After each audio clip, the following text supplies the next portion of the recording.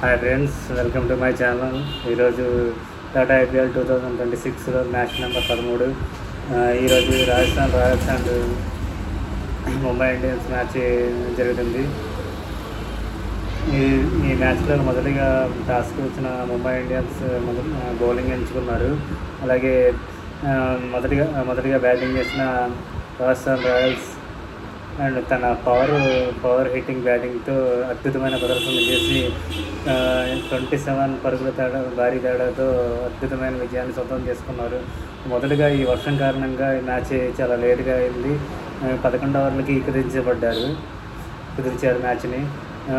11 ఓవర్లకి 150 పరుగులతో 150 పరుగులు 3 వికెట్ల నష్టానికి భారీ స్కోర్ నమోదు చేయగా, తర్వాత ముంబై ఇండియన్స్ 123 పరుగులకి 9 వికెట్లు కోల్పోయి పరుగులకి పరిమితమైంది.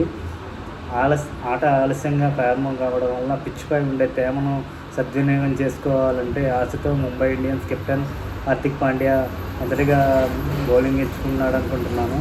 అయితే రాజస్థాన్ టాప్ ఆర్డర్ బ్యాట్స్మెన్ మాత్రం ఆ తడిని సాయంత్రం ముంబై ఇండియన్ బౌలర్లకు మాత్రం ఒక పీడకలలాగా మార్చేశారు. ఎస్ఎస్వి జైస్వాల్ స్టేడియం మొత్తాన్ని హోరెత్తించాడు. ఈ లెఫ్ట్ హ్యాండర్ బ్యాట్స్మెన్ మొదటి ఓవర్లోనే దీపక్ చౌకర్ మీద భారీ ఆధిపత్యం చెలాయించాడు. అతని బౌలింగ్లో మొదటి ఓవర్లోనే 22 పరుగులు రాబట్టి తిరుగులేని ఊపిని కొనసాగించాడు. అయితే ఇన్నింగ్స్లో అసలైన కథానాయకుడు మాత్రం 15 ఏళ్ల వైభవ్ సూర్యవంశీ ప్రపంచంలో అన్ని ఫార్మాట్లలో అత్యుత్తమైన బౌలర్గా పేరుగాంచిన జస్ప్రీత్ బుమ్రాని ఎదుర్కొన్న ఈ యంగ్స్టర్ అద్భుతమైన తన బంతిని ఎదుర్కోవడం పట్టుదల ప్రదర్శించాడు.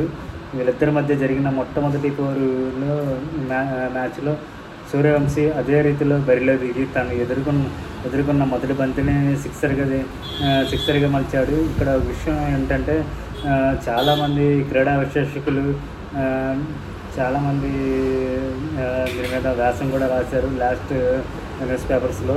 ఏమంటే ఇతని గురించి బుమ్రా వర్సెస్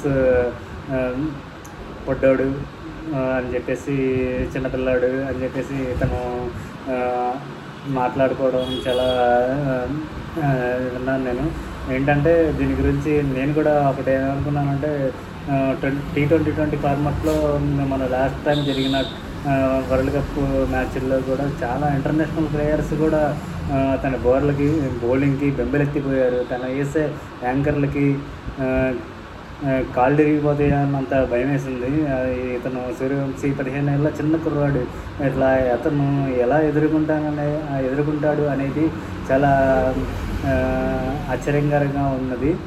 దాన్ని అసలు ఎటువంటి భయం కానీ ఎటువంటి తడబాటు కానీ లేకుండా అవలవలుగా కేవలం 14 బంతుల్లోనే 278.57 రన్ రేట్తో కళ్ళు చెదిరే స్ట్రైక్ రేట్తో మెరుపు వేగంతో 39 పరుగులు చేశాడు అతను. కానీ చాలా మంచి వ్యక్తి ఇతను. వైభవ్ సూర్యవంశీ అండ్ ఎస్ఎస్వి జైస్వాల్ వీళ్ళిద్దరు future T20 future Indian cricketers లాగా నాకు అనిపిస్తుంది. కానీ చాలా చక్కటి బ్యాటింగ్తో తన నైపుణ్యంతో చాలా చక్కటి క్రికెట్ గేమ్ ఆడారు. వాళ్ళ రాజస్థాన్ రాయల్స్ ఆడియన్స్ మాత్రం చాలా ఎంజాయ్ చేశారు ఈ మ్యాచ్ మాత్రం. సూర్యవంశీ అవుట్ అయిన తర్వాత జైస్వాల్ 32 బంతుల్లోనే అద్భుతమైన తన 77 పరుగుల ఇన్నింగ్స్ని నిలబెట్టాడు. 10 ఫోర్లు, దీంట్లో 10 ఫోర్లు 4 సిక్సర్లతో అతను స్ట్రైక్ రేట్ 240.63 స్ట్రైక్ రేట్ని కొనసాగిస్తూ రాజస్థాన్ రాయల్స్ రన్ రేట్ని ఎప్పుడూ తగ్గకుండా చూసుకున్నాడు. అలాగే రియాన్ పరాగ్ రాజస్థాన్ రాయల్స్ కెప్టెన్ 10 బంతుల్లో వేగంగా 20 పరుగులతో వేసి అతని స్ట్రైక్ రేట్ 200 ఉంది. ఇదే వేగంతో మరింత పెరిగి 150 పరుగులు భారీ స్కోరింగ్ చేసుకుంది. క్రీజులో ఉన్నంతసేపు జైస్వాల్ని మాత్రం ఆపడం ఎవరి తరంగా కాలేదు. ఇటు ఇటు బుమ్రా కానీ, హార్దిక్ పాండ్యా కానీ, లేదంటే ఇంకా top most world top bowlers కూడా ఉన్నారు. వాళ్ళు కూడా ఎవరి తరం కాలేదు. టోటల్ గ్రౌండ్ నలుమూలల నుంచి ప్రతి మూలను లక్ష్యం చేసుకొని ఇతను బౌండరీలు కొట్టడం చాలా చాలా బాగా ఈ క్రికెట్ ఆడారు. ప్రేక్షకులు అయితే మాత్రం చాలా ఎంజాయ్ చేశారు. దీంతో ముంబై ఇండియన్స్ బౌలర్స్ని వేగంగా అతన్ని స్పందించలేకపోయారు. అతన్ని ఎలా కట్టడి చేయాలి, ఏ విధంగా ఆపాలి అనేసి అసలు చాలా డిసప్పాయింటెడ్ అయ్యారు.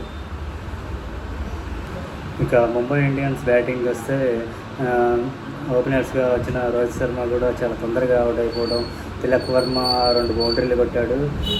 తిలక్ వర్మ 2 బౌండరీలు కొట్టి కూడా వెంటనే అతను సేమ్ హార్దిక్ పాండ్యా వరుసగా వికెట్ల మీద వికెట్లు పడుతున్న సూర్యకుమార్ ఎప్పటిలాగే ఎప్పుడో ఒకటి ఉంటుంది. సూర్య స్కోరింగ్ షాట్, అదే ఫైన్ లెంత్ స్క్వేర్ లెగ్ మధ్య జరిగే షాట్స్, ఆ షాట్సే కొడతాడు. అక్కడే అతను అవుట్ అయిపోవడం, అక్కడే అది మళ్ళీ కంటిన్యూ అయింది. చాలా లెగ్ వైపు ఒక సిక్సర్ కొడతాడు, బాగానే ఉంది. మరొక షాట్ అటెంప్ట్ చేస్తాడు, స్క్వేర్ లెగ్ బౌండరీ లైన్లోనే క్యాచ్ అవుట్ అవ్వడం, అది రొటీన్గా జరిగింది. వచ్చినంత స్లోగా వచ్చినంతగా తొందరగానే అవుట్ అయిపోయాడు. సో ముంబై ఇండియన్స్ బ్యాటింగ్ దర్శన చోట అట్లా అయిపోతుంది. పెద్ద నేమ్స్ ఉన్నాయి కానీ ఎవరు నిలబడిన పరిస్థితి. టపటపా వికెట్లు పడుతున్నా ఎవరో ఒకరు నిలబడాలి, కానీ అలా నిలబడకుండా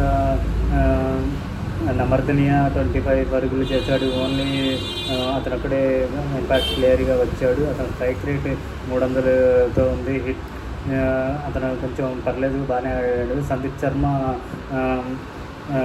అతనికి 3 ఓవర్లు అతను వేశాడు, కానీ ఎకనామిక్గా వేశాడు. మళ్ళీ రవి బిష్టాయ్ 2 వికెట్లు వచ్చాయి. మరి క్యాచ్ డ్రాప్ అయింది, డ్రాప్ చేయలేకపోతే 3 వికెట్లు వచ్చాయి. మొత్తం మీద అతను పర్సల్ క్యాప్ అతని దగ్గర ఉంది. ఆరెంజ్ క్యాప్ మాత్రం ఎస్ఎస్వి జైస్వాల్ దగ్గర ఉంది. సో ముంబై ఇండియన్స్ చాలా స్లోగా ఆడి 27 రన్స్తో ఓడిపోయారు. మళ్ళీ పెద్ద మార్జిన్ అవ్వలేదు వాళ్ళకి, నెట్ రన్ రేట్ ఎఫెక్ట్ తగలకుండా. సో రాజస్థాన్ రాయల్స్కి మాత్రం వరుసగా ఇది 3వ విజయం. పాయింట్ టేబుల్ మీద మాత్రం రాజస్థాన్ రాయల్స్ టాప్లో ఉంది. టోర్నమెంట్ స్టార్ట్ అయినప్పుడు రాజస్థాన్ ఎంత బాగా ఆడుతుందా అని చెప్పి, సో రాజస్థాన్ రాయల్స్ బ్రహ్మాండంగా పర్ఫార్మెన్స్ చేస్తున్నారు.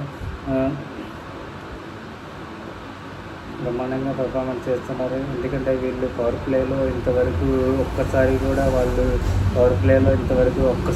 వాళ్ళు అవుట్ అవ్వలేదు. 3 మ్యాచ్లు ఆడితే 3 మ్యాచ్ల్లో కూడా పవర్ ప్లేలోనే వాళ్ళు సపరేట్గా హై రేంజ్లో ఉంది.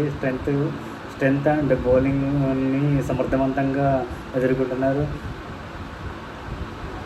Zophar well, Sandeep Sharma, just Pandey కొంచెం వికెట్లు తీస్తున్నారు. 5 బౌలర్ని యూజ్ చేస్తున్నారు. వికెట్లు కూడా చాలా వచ్చినాయి. రవీంద్ర జడేజా అందుకో అతను బ్యాటింగ్లోనూ బౌలింగ్లోనూ పర్ఫార్మెన్స్ సరిగ్గా చూపించట్లేదు. కానీ అతను మ్యాచ్లో ఏరుకోరి తెచ్చుకున్నారు. అతన్ని సంజుని పంపించేసి జడేజాని బ్యాటింగ్కి రెండిట్లో ఉపయోగపడతారని చెప్పేసి, కానీ జడేజా మాత్రం ఇంతవరకు అతను పర్ఫార్మెన్స్ సరిగ్గా ఇవ్వలేదు. జైస్వాల్ క్యాచ్ డ్రాప్ చేసిన మనం వేస్తే, బట్ ముంబై లుక్ మాత్రం చాలా స్లాచీగా అనిపించేది. ఫైట్ ఇస్తున్నట్టు ఎక్కడ ముంబై మాత్రం కనిపించలేదు. అంటే ఇది పెద్ద టార్గెట్, ఓవర్కి 14 రన్స్ ప్రతి ఓవర్కి కొట్టాలంటే వీళ్ళు ఛాన్సెస్ తీసుకోవాలి, డేరింగ్గా ఆడాలి. కానీ ముంబై ఇండియన్స్ మాత్రం ఏమాత్రం కూడా ఇంప్రెస్ చేయలేదు, అనిపించలేదు. సో వాళ్ళకి మొదటి మ్యాచ్ ఓడిపోవడం కొత్త ఏం కాదు, కానీ ఫస్ట్ 3 మ్యాచ్లో 2 మ్యాచ్లు ఓడిపోయారు, ఒకటి గెలిచారు. ఇన్ఫ్యాక్ట్లో ఇప్పుడు వెళ్ళింది, బట్ స్టిల్ టీమ్ ఒక గెలిపోవడంలో పక్కన పెడితే టీంలో ఆ పెర్ఫార్మెన్స్ కనిపించాలి, కానీ కనిపించడం ఆ ప్రత్యేకత మాత్రం ఏం కనిపించట్లేదు. ఆర్డినరీ పెర్ఫార్మెన్స్ చూపిస్తున్నారు, కానీ పేపర్ మీద మాత్రం వీళ్ళు చాలా బలమైన జట్టు, పేర్లు రాసుకోవడానికి మాత్రం చాలా బలంగా ఉంటుంది. కానీ రాజస్థాన్ మాత్రం కంటిన్యూడ్గా గుడ్ వర్క్ చేస్తున్నారు. సంజు శాంసన్ లేకపోయినా ఈ టీం ఏమైపోతుందా అనుకుంటే బ్రహ్మాండంగా సెట్ అయింది, కానీ అన్ని రకాలుగా బాగా సెట్ అయింది. బౌలింగ్ విషయంలో, బ్యాటింగ్ విషయంలో ఇంకా రవి బిస్టర్ షైన్ అవ్వడం వాళ్ళకి పెద్ద ప్లస్ అయిపోయింది. ఎందుకంటే ఇంతవరకు సరైన స్పిన్నర్ లేక ఇటీవలి కాలంలో ఇబ్బంది పడిన పరిస్థితులు మాత్రం చాలా చూసాం. చౌహాల్ వెళ్ళిపోయిన తర్వాత అతని ప్లేస్లో బిస్టర్ వాళ్ళకి చాలా బాగా సెట్ అందిస్తున్నాడు.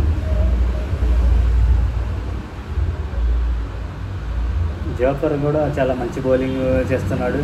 ఇంకా బ్యాటింగ్ గురించి చెప్పేది ఏముంది, సూర్యవంశీ అండ్ జైస్వాల్ అద్భుతమైన ఆరంభం ఇస్తున్నారు. Expect future of Jaiswal and Suryavanshi future of Indian స్టార్స్గా ఇంకా వాళ్ళు మరిన్ని విజయాలు సాధించాలని. ఇంకా అతను సూర్యవంశీ మాత్రం 15 సంవత్సరాలకు లేత కుర్రోడు, అతను చాలా మంచి బ్యాటింగ్ చేయాలి. త్వరలోనే అతను ఇండియన్ టీంకి సెలెక్ట్ అవ్వాలని మనస్ఫూర్తిగా కోరుకుంటున్నాను. ఫ్రెండ్స్, మన వీడియో కనుక నచ్చినట్టయితే please like to share and subscribe to my channel. Please support me. Thank you.